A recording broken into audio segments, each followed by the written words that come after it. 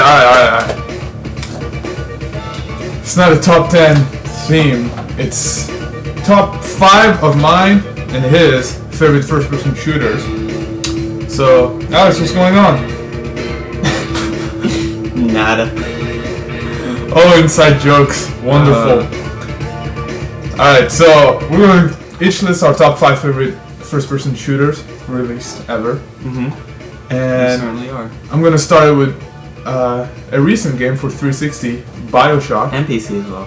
PC 360, 2K's Bioshock. I actually just got around to playing that this year. I was late to the party, but great game, great atmosphere. That's what really sealed the deal for me. There's nothing really groundbreaking as far as like the shooting or anything like that, but it's everything that you do in the game, like all the powers you have and the story and the atmosphere is really like you get a complete package. People complain about the ending, but yeah, I'm actually playing it right now for PC, and it's pretty good. It's not. I don't know. I wouldn't put it in my top 5, but it's a legit pick.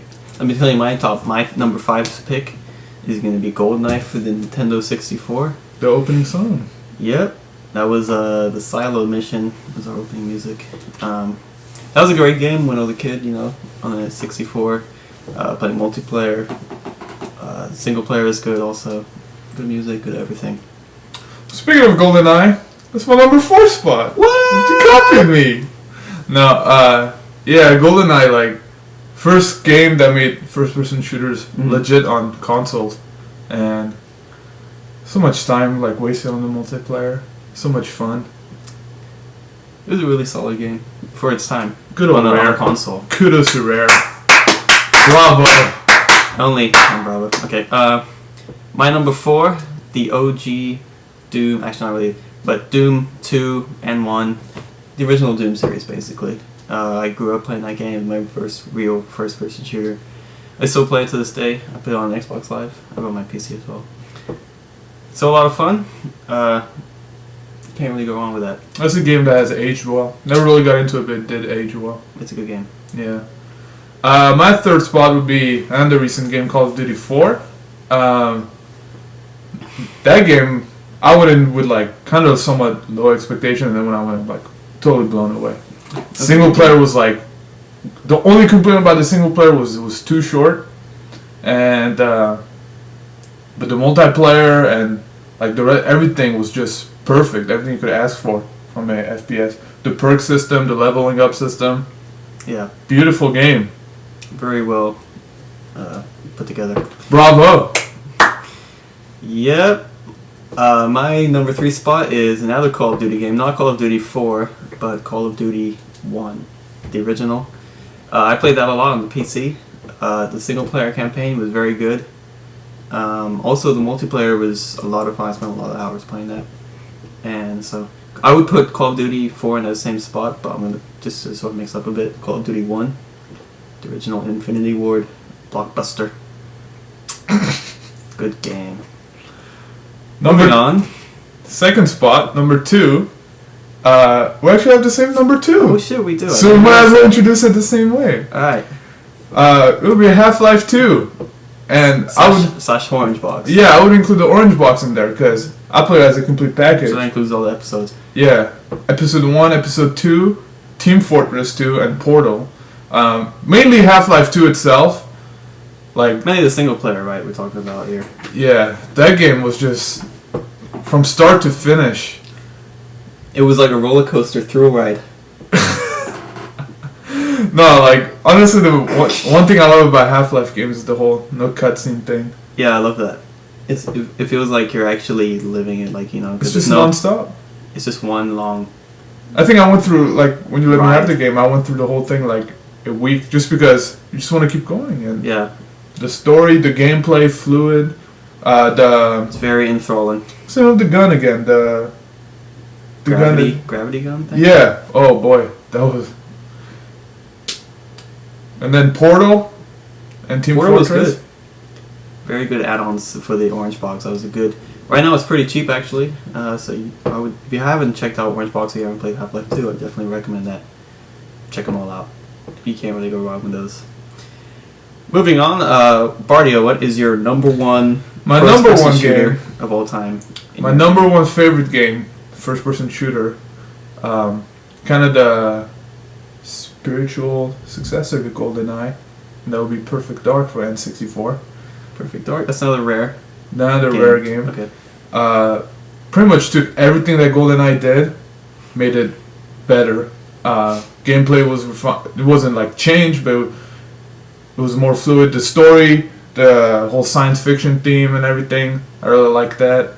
And the multiplayer, you had like a lot more weapons, a lot more levels.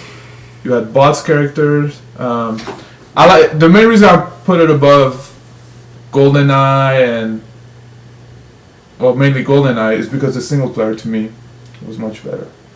Okay. Yeah. Perfect Dark was a very good game. I would agree. For my number one is it's kind of a game that isn't considered by many as sort of like it's certainly a big game for most hardcore PC gamers. It's a cult classic. Starsiege Tribes, the best game I've ever played in my entire life, and I played it for literally almost a decade. This guy was ranked number 2 in the world. Number 1? Yeah, well, I don't really count that, but I played on some good It times. doesn't really count, but he said 1. Yeah. So I still play once in a while. I've kind of moved on to some new Tribes-like games, maybe some Fallen Empires Legions on InstantAction.com. Check that out if you haven't. It's totally free. But yeah, other than that, greatest game ever. Good teamwork, good everything. That's our top 5 FPS now. Yeah. Do you have any honorable mentions? Actually, we do. We got some time, so we're gonna go through some honorable mentions that didn't quite make our top 5 lists individually. For my ones that weren't quite there, one that kind of caught my attention, I didn't put in there, maybe on my 6th or 7th spot, was Jedi Knight Outcast 2. Oh shit! Who's that phone call? Who's calling you? It's an 818 number. We don't pick up 818. Look, this is a live recording. You can't call us during. Call us afterwards, please, everybody. Okay? Very professional. 1-800-ALEX-NB. Now my honorable mention, the first Jedi Knight game, Dark Forces. I played that as a kid. I went to my friend's house. That was a good game. Yeah, I love that game. And also, he argued with me for these ones, but Duck Hunt for NES, that's a first-person shooter. And I don't think it is. I think it is. I think it's like And something else. Something else, like 4th person. No. Duck Hunt with the little doggy. That'd be like, okay, if you're like playing in the future, if you're playing like a game where you put something on your face and you're living in like a virtual reality world and you're running around doing things, is that considered first person because you're looking through your own eyes, or would that be like 4th person? Or that would be what you're describing like sounds like Mirror's Edge. Because basically, if you're holding a gun, you're not actually looking through the character's eyes. You're looking through your own eyes and doing it. So it's not really first person like in that Whatever same it sense. is. But whatever, I'll give it to you because you're whining. Don't give it to me. I'm giving it to you. Okay, that's the only reason I'm giving it to you. And then the other one, which he's also going to argue about, and that's more like childhood, like some nostalgia, really, but it's the Lost World game, Jurassic Park for the arcade. I put up so many quarters in that game. Wow. Love that game. Especially when That was actually a pretty good game. We played at the arcade. Especially when the dinosaurs shit on you.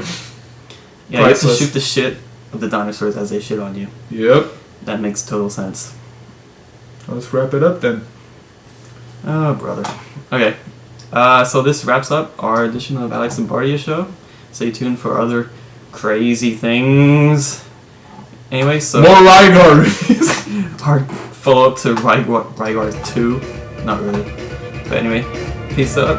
Don't do drugs. Stay out of trouble.